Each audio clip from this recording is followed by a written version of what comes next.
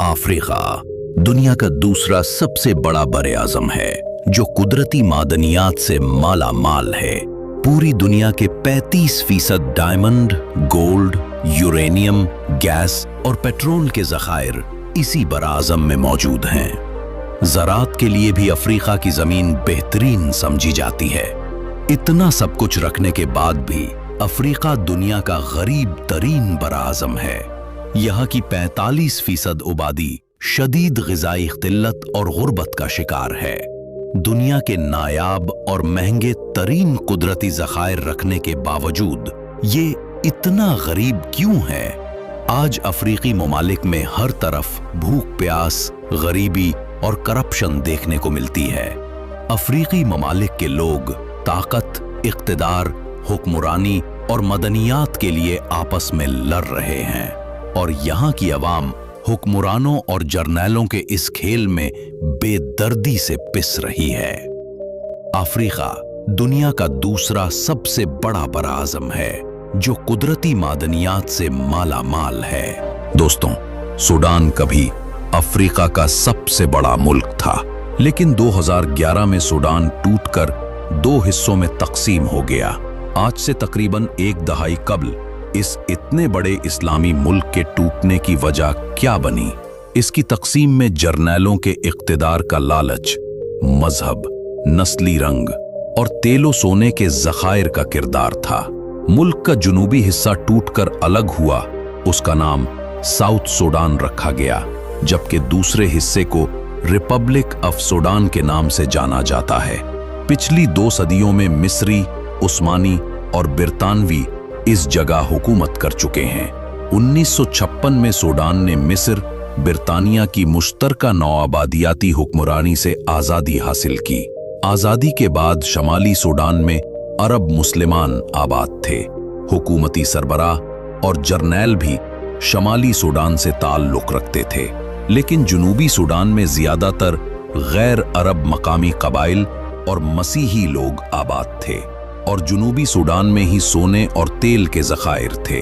19वीं सदी के शुरू में मिस्र और बिरतानिया ने सूडान पर मुश्तरका हुकूमत कायम की। उस वक्त जुनूबी सूडान में अरब मुस्लिमान अक्सरियत ने आबाद थे, लेकिन शमाली सूडान में अफ्रीकी कबाइल मौजूद थे। शमाली सूडान के लोगों ने जल्द ही बिरतानवी हुकूमत को तस्लीम कर लिया, लेकिन जुनूबी हिस्से में उनको शदीद मुज़ाहमत का सामना करना पड़ा। 1956 में सूडान ने बिरतानिया और मिस्र की नौआबादियाती हुक्मरानी से आज़ादी हासिल कर ली।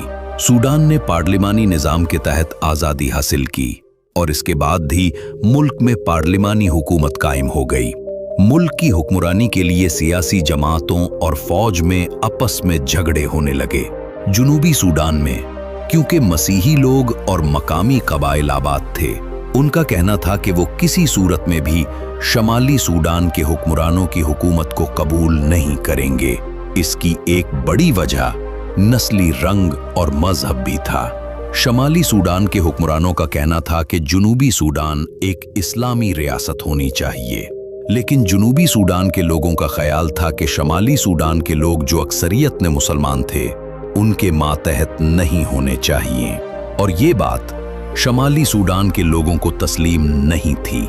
उस वक्त जुनूबी सूडान की 85% आबादी मसीही थी, जबकि शमाली सूडान की तकरीबन 90% आबादी मुसलमान थी। 1956 में इस्माइल अज़हरी मुल्क के वज़ीर आज़म बने।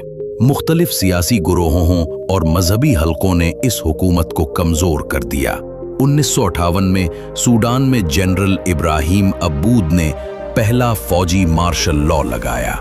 इस अमल से मुल्क में फौजी असर बढ़ता गया।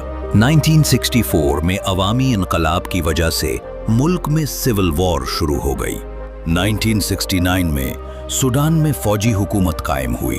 ये हुकूमत एक फौजी इनकलाब के नतीजे में बनी। इस फौजी हुकूमत के सुरबराह का नाम जनरल जाफर मोहम्मद नुमेरी था। उस वक्त सूडान में शदीद खाना जंगी हो रही थी।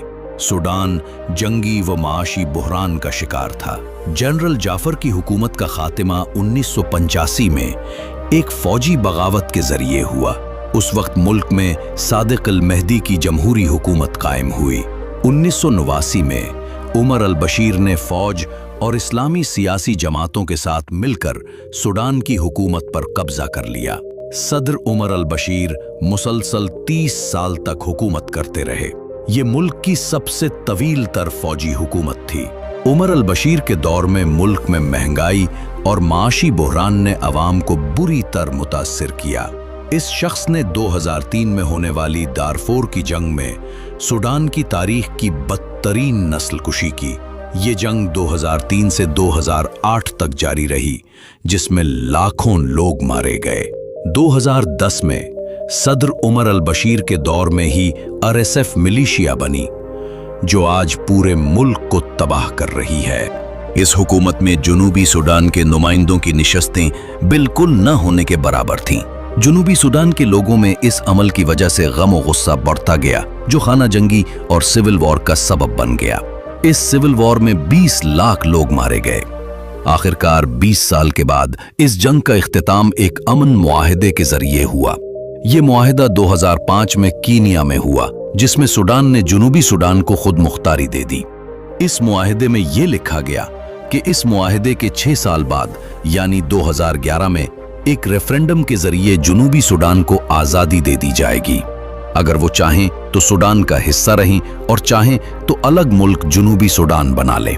जुनूबी व शमाली सूडान में तनाज़े की बड़ी वजह तेल और सोने के ज़खायर भी थे, क्योंकि मुल्क के 75% तेल के ज़खायर जुनूबी सूडान के पास मौजूद थे, जबकि सोने के 90% गैर शमाली सूडान के पास मौजूद थे। दारफोर, नहर नील, कुर्दुफान शहर से सालाना 90 टन सोना निकलता है। तेल तो जुनूब में है, लेकिन तेल की पाइपलाइन शमाली सूडान से गुजरती है। दोस्तों, ताकत का कंट्रोल हमेशा से शमाली सूडान के पास रहा है। कीनिया में होने वाले मुआहदे के मुताबिक जनवरी 2011 में सूडान में रेफरेंडम कराया गया, जिसमें जुनूबी सूडान के 99% लोगों ने सूडान से अलहदगी के हक में वोट दिए। इस रेफरेंडम के 6 माह बाद 9 जुलाई 2011 को जुनूबी सूडान एक अलग मुल्क के तौर पर दुनिया के नक्शे पर नमूदार हुआ। जुनूबी सूडान इस सदी में सबसे बड़ा और आखिरी आजाद होने वाला मुल्क भी है। 2011 में अमलन सूडान 2 हिस्सों में तकसीम हो गया। तकसीम के वक्त जुनूबी सूडान का कुल रकबा 6,54,000, जबकि आबादी 1,21,00,000 अफराद पर मुश्तमिल थी। दोस्तों, वसाइल और ताकत की गैर मुनसिफाना तकसीम, हुकूमत का कंट्रोल, नस्ल, पहचान और मजहबी फर्क की वजह से सूडान 2 हिस्सों में तकसीम हो गया। तकसीम के बाद सूडान का 75% तेल जुनूबी सूडान के पास चला गया। क्योंकि सूडान की मईशत तेल पर कायम थी, इसलिए मुल्क में माशी बहरान शुरू हो गया। 2010 में सदर उमर अल-बशीर ने अपनी हुकूमत बचाने के लिए एक जमात RSF की बुनियाद रखी और 2013 में RSF को अपनी अलग आर्मी के नाम से मुनज़्ज़म किया गया, जिसके सरबराह का नाम मोहम्मद हमदान दकलो था। जल्द ही RSF ने सूडान की सबसे बड़ी सोने की कान जबल आमर पर कब्जा कर लिया। सोने की गैर कानूनी एक्सपोर्ट से RSF ने अरबों डॉलर कमाए। 11 अप्रैल 2019 में सदर उमर अल-बशीर की हुकूमत का खात्मा हुआ और फौज ने उसे गिरफ्तार कर लिया। मुल्क में अबूरी हुकूमत कायम हुई। जनरल अब्दुल फत्ताह फौजी सुरबराह और चीफ बने और हमदान दकलो नायब सुरबराह बने।